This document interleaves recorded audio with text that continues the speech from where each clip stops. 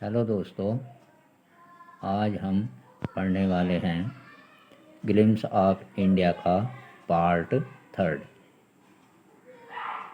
T from Assam.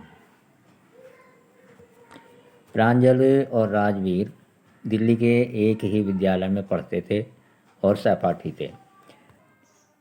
प्रांजल असम का रहने वाला था और उसके पिताजी असम के एक चाय बागान में मैनेजर थे।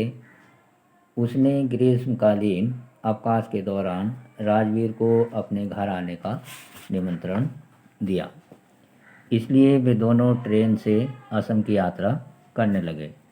ट्रेन में उन्होंने एक चाय वाले से चाय खरीदी और पी। चाय की चुस्की लेते हुए राजवीर ने प्रांजल को बताया कि दुनिया में प्रतिदिन लगभग 80 करोड़ कप चाय के पिए जाते हैं, इसलिए यह एक प्रसिद्ध पेय पदार्थ बन गया। जैसे ही ट्रेन ने रफ्तार पकड़ना प्रारंभ किया, राजवीर खिड़की से बाहर देखने लगा। वह बाहर के सुंदर हरियाली भरे दृश्य को देखकर बहुत ही अचंभित था। दूसरी तरफ प्रांजल अपनी जासूसी की पुस्तक पढ़ रहा था। प्रांजल का जन्म और पालन पोषण चाय के बागानों में हुआ था और इसलिए वह इसमें ज़्यादा उत्सुक नहीं था। राजवीर ने प्रांजल को असम के बारे में बताया कि असम दुनिया के सबसे बड़े चाय बागानों का संकेंद्रण है।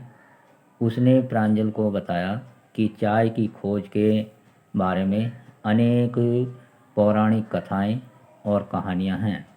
एक पौराणिक कथा के अनुसार एक चीनी शासक ने चाय की खोज की थी, क्योंकि वह गर्म पानी पिया करता था।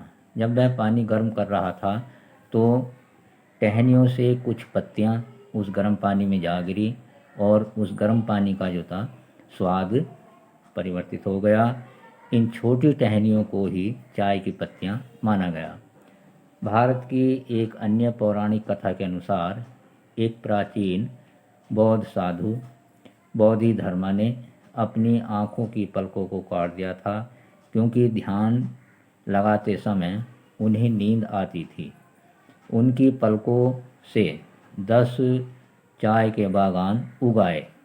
यह विश्वास किया जाता है कि जब इन पौधों की पत्तियों को गर्म पानी में डालकर पिया जाता है तो नींद खत्म हो जाती है।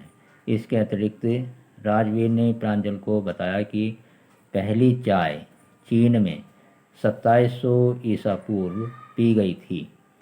चाय और चीनी जैसे शब्द चीन देश से ही हैं। उसने यह भी बताया कि यूरोप में चाय प्रथम बार 16वीं शताब्दी में आई थी और इसे पेय पदार्थ के स्थान पर एक औषधि के रूप में भी अधिक पिया जाने लगा। राजवीर और प्रांजल मैरियानी जंक्शन पहुँचे, जहाँ प्रांजल के माता पिता उन्हें लेने आए थे। कार से वे चाय के बागान ढेकियाबाड़ी पहुँचे, जिसे प्रांजल के पिताजी संभालते थे। सड़क के दोनों ओर कई एकड़ में फैली हुई चाय की झाड़ियाँ थीं। चाय को देखकर राजवीर ने प्रांजल के पिताजी से कहा कि यह द्वितीय प्रफुल्लता या अंकुरण का मौसम था। उसने उन्हें यह भी बताया कि यह मौसम मई से लेकर जुलाई तक रहेगा और चाय की सबसे उत्तम पैदावार यही होती है।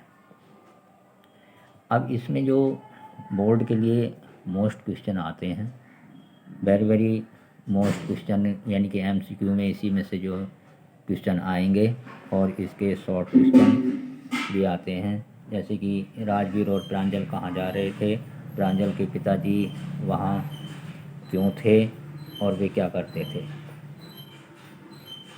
वीडियो देखने के लिए थैंक यू।